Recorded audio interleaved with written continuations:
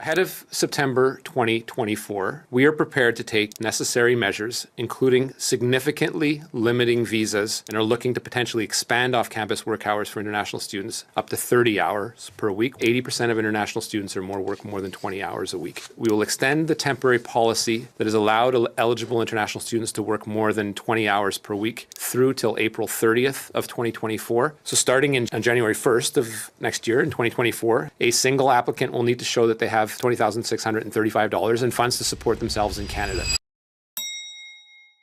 We're proud that Canada is a top destination for talented students from around the world. International students contribute to campus life and Canada's multicultural spirit in communities across the country and are drivers of innovation. When we welcome international students, we benefit from new ideas and ways of learning and researching coming into our post-secondary system predominantly. However, some of these students have experienced serious challenges navigating life in Canada. A few weeks ago, I announced initial reforms to the International Student Program, including the development of a new framework to recognize learning institutions that provide top quality services and support, including housing to international students. It would be a mistake to blame international students for the housing crisis, but it'd also be a mistake to invite them to come to Canada with no support, including how to put a roof over their heads.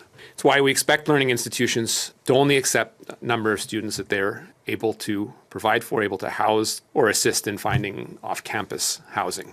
In welcoming international students, we have a responsibility to make sure that students are supported when they come to our country. We also want to ensure that international students don't become victims of unscrupulous individuals who offer them inadequate living conditions, sometimes even at inflated prices. Ahead of September 2024, we are prepared to take necessary measures, including significantly limiting visas to ensure that designated learning institutions provide adequate and sufficient student supports as part of the academic experience. In order to achieve this result, it is imperative that we work together with provincial and territorial governments, learning institutions, and other education stakeholders so we can ensure international students are set up for success in Canada. Enough is enough. If provinces and territories cannot do this, we will do it for them, and they will not like the bluntness of the instruments that we use. Our aim is to strike the right balance between welcoming international students and making sure all they have and all they need to thrive. I will communicate more on this in due course, but for today, I'm here to announce a few more immediate measures. International students need to be prepared for life in Canada, and we have a responsibility to make certain that they are well supported when they come to Canada. So starting on January 1st of next year in 2024, the financial requirement for study permits will be raised to reflect the current cost of living. And as such, a single applicant will need to show that they have $20,635 in funds to support themselves in Canada, moving up from $10,000, as I mentioned in French. Moving to a more accurate cost of living level that helps international students arrive with necessary resources to live and study in Canada. Future increases will be tied to the low income cutoff that Statistics Canada publishes every year, similar to other immigration programs. This cutoff conveys the income below which an individual may be in strained circumstances as they have to spend a greater than average proportion of their income on necessities. Recognizing that students already have to show that they can cover their tuition as well as other travel costs, or cost of living threshold is set at 75% of the low income cutoff rather than 100%, and puts us on par with our competitor countries. So next year we intend to implement targeted pilots that will test new ideas aimed at helping underrepresenting cohorts of international students to pursue their studies in Canada. And we also plan to work with institutions, provinces, and territories to provide students with what they need to succeed. And I will have more to say on this a little earlier on in 2024.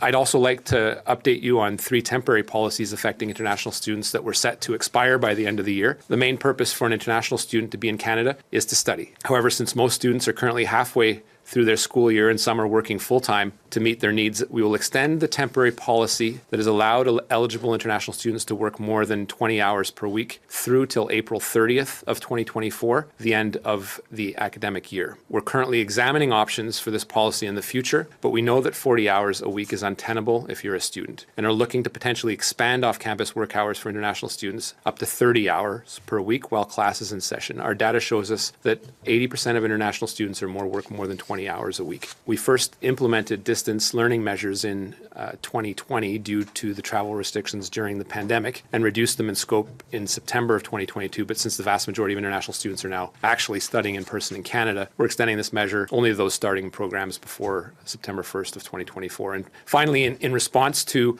the labor market disruptions over the pandemic, we introduced a temporary policy granting post-graduation work permit holders an additional 18-month open work permit if needed. Those with a post-graduate work permit expiring by the end of this year remain eligible to apply, and we won't be extending that policy after that. Protecting and supporting international students from becoming vulnerable, whether that's to bad actors or simply meeting their needs in Canada, is one of the main goals of our review of the International Student Program. These students contribute to boosting Canada's economy. Taking these additional steps today contributes to our long-term goal, which is to preserve the integrity of the International Student Program. It'll be key in all this to work with our provincial and territorial counterparts, which have an important share of the jurisdiction and responsibility in this, as well as other education and stakeholders, including the learning institutions themselves, so that we can ensure that international students really are set up for success in Canada. Thank you, and on that, I'm glad to take your questions. Minister, you referred to the universities not liking the bluntness of some of the instruments that you might use. What did you mean by that, and what do you expect universities to do? So, Rafi, I mentioned institutions themselves, and they have a very large portion of the responsibility in making sure that the student experience is properly reflected in the resources that they're given, whether it's providing housing, whether it's providing proper health supports, and a proper academic experience. There is a responsibility on behalf of the provinces that designate the learning institutions in question to make sure that those are actually the institutions that are worthy of getting visas from the government of Canada. There are, in provinces, the diploma equivalent of puppy mills that are just churning out diplomas. And this is not a legitimate student experience. There is fraud and abuse, and it needs to end. When you take, for example, the province of Ontario, there have been Auditor General reports that have recommended some very important measures that have not been put into place, and that has contributed to the abuse. So the bluntness of the instruments that we have at the federal government level, in addition to the fraud task forces, is the strict removal of visas, which can have a number of effects and can have ripple effects, whether we designate a particular institution in particular, or whether we simply take other measures to significantly reduce this. The federal government can't do it alone because our measures and the measures that we have, the policies that we have, can have ripple effects on the portrait of an international student experience could look like, and we could potentially miss the mark. Provinces have a number of tools at their disposal, namely the regulation of the designated learning institutions that in some cases just need to be shut down. Have you taken a look at what impact that extension could have on permanent residents in Canada who are competing for those same jobs with the students? You're talking about the work hours? Yeah. Well, look, there's labor shortages across the country. The measure that was put into place during COVID was one that was designated to make sure that those shortages were being addressed. It was popular. We had heard legitimately from students that a 20-hour work week is doable and is something that people could actually study at the same time and work 20 hours. Also, employers were looking for people that could potentially commit for over 20 hours and perhaps only work 20. So it was limiting the availability for students out there. It is costly to be a student in Canada. So having that flexibility and dealing with those two competing public policies, I think, was one of the challenges that we're still juggling with. We know that over 80% of international students are factually working over 20 hours, but 40 hours is just untenable. It is not credible that someone, except for rare occasions, could work a full work week and actually study at the same time. I know, having done it myself, and I know lots of people that have worked very hard, but those 40-hour works week drain you, and it is not reflective of a proper student experience. But there is flexibility, and we were looking at an hour category in and around 30 hours, but it hasn't been decided yet. So given the financial pressures that current students in Canada would be feeling had we taken a decision to roll it back to 20 hours, it didn't make sense and would probably perhaps put more strain on students that are currently struggling to make ends meet. I don't think students are taking jobs away from other people, given the labor shortages that are happening in Canada. My focus primarily is to make sure that the public policy that we have in place is one that reflects the ability of the student to actually do what they're supposed to be doing, which is study, without bankrupting themselves. So there's a middle ground there that we need to look at. I'm going to look at more data with my team to make sure that something like 30 hours actually makes sense. But currently, with the data that we know, rolling it back to 20 hours would have been